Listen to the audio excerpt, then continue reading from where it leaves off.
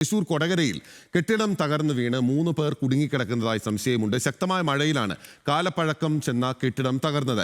വ്യാപാര ആവശ്യങ്ങൾക്ക് ഉപയോഗിക്കുന്ന കെട്ടിടമാണ് തകർന്നത്. ഇപ്പോൾ JCB ഉപയോഗിച്ച് കെട്ടിടം പൊളിക്കാനുള്ള ശ്രമം നടക്കുകയാണ്. വിവരങ്ങളുമായി ലെവിൻ കെ വിജയൻ നമുക്കൊപ്പം ചേരുകയാണ്. ലെവിൻ, ഇത് ആൾതാമസമുണ്ടായിരുന്ന ഒരു കെട്ടിടമാണോ? അങ്ങനെയാണോ ഈ ആളുകൾ അതിനകത്ത് കുടുങ്ങിപ്പോയത്? പിന്നെ ഇതര സംസ്ഥാന തൊഴിലാളികൾ താമസിച്ചു വന്നിരുന്ന കെട്ടിടമാണ്.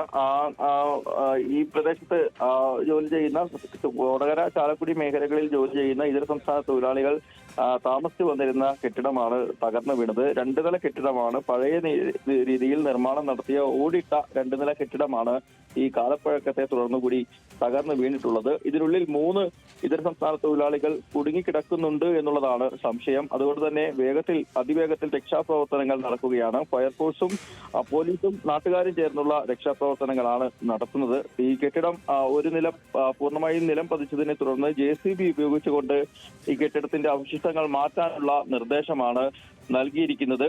17 പേരോളമാണ് ഇവിടെ താമസിച്ചിരുന്നത് എന്നുള്ളതാണ് ലഭിക്കുന്ന വിവരം. രാവിലെ 14 പേരും ജോലിക്ക് പോയി. ശേഷിച്ച 3 പേരാണ് ഈ കെട്ടിടത്തിൽ കുടുങ്ങിക്കിടക്കുന്നത്. രാഹുൽ, അലീം റൂബൽ തുടങ്ങിയ 3 ഇതര സംസ്ഥാന തൊഴിലാളികളെയാണ് കാണാതായത്. ഇവർക്ക് വേണ്ടിയിട്ടുള്ള തിരച്ചിലാണ് നടക്കുന്നത്. ഇപ്പോൾ JCB ഉപയോഗിച്ച് കെട്ടിടത്തിന്റെ ഒരു ഭാഗം പൊളിച്ചു മാറ്റിയതിനു ശേഷം ശേഷിക്കുന്ന അവശിഷ്ടങ്ങൾക്കിടയിൽ നിന്നും ആളുകളെ തിരയുകയാണ് ഫയർഫോഴ്സും സന്നദ്ധ സേനയും ചേർന്ന്. കൊടകരയിൽ ചാലക്കുടിയിൽ നിന്നുള്ള ഫയർഫോഴ്സ് സംഘമാണ് സ്ഥലത്തെത്തിയിരിക്കുന്നത്. ഇന്ന് പുലർച്ചെയാണ് അപകടം സംഭവിച്ചത് എന്നുള്ളതാണ് മനസ്സിലാക്കാൻ സാധിച്ചിട്ടുള്ളത്. പ്രദേശവാസികളായിട്ടുള്ള ആളുകളിൽ നിന്നും ലഭിക്കുന്ന വിവരങ്ങൾ പ്രകാരം മറ്റ് 17 ഇതര സംസ്ഥാന തൊഴിലാളികളിൽ 14 പേരും ജോലിക്ക് പോവുകയും ബാക്കി ശേഷിക്കുന്ന ആളുകൾ ഈ കെട്ടിടത്തിൽ തങ്ങുകയും ചെയ്തിരുന്നു.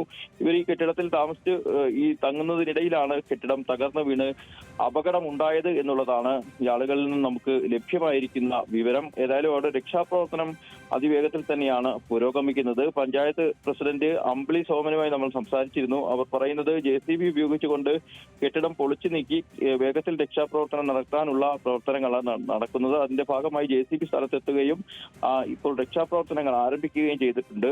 ഫയർഫോഴ്സും പോലീസുമാണ് ഈ ഘട്ടത്തിൽ രക്ഷാപ്രവർത്തനങ്ങൾ നടത്തുന്നത്.